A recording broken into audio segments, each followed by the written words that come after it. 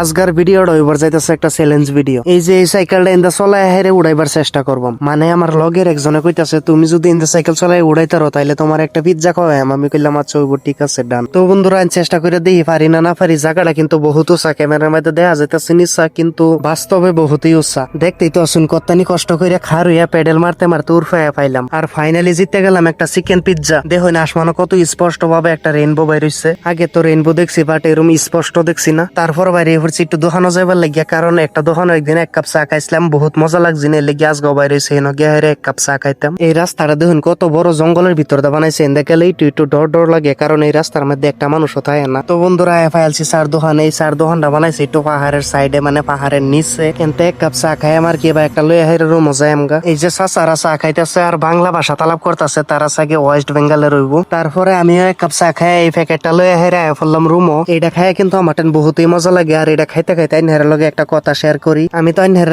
প্রায় ভিডিওতেই কইতে থাকি অরেঞ্জ ভ্যালির অনারের বহুত প্রপার্টি আছে। অহন কাল আমার এই প্রপার্টি থেকে আরেকটা প্রপার্টির মধ্যে ট্রান্সফার করে দিব। কারণ হইতেছে যেহেতু আমি রিসোর্টের মধ্যে ফার্স্ট টাইম আইছিলাম, কিছু জানা আছিন না। এর লেগে আমার এনে 2.5 মাস ট্রেনিং দিছে। অহন যেহেতু আমি কাম বহুত শিখিয়া গেছি, এর লেগে তারা কইতাছে যাও অহন সেই প্রপার্টির মধ্যে দেওয়া হয়ে গিয়া তোমারে। কিন্তু আমার মনটা খুবই খারাপ লাগতেছে, কারণ এর মানুষটি বহুত ভালো আছেন, তারারে আমি বলবার পাইতাম না জীবনেও। তো আজকের ব্লগটা এনে শেষ করলাম। আল্লাহ হাফিজ।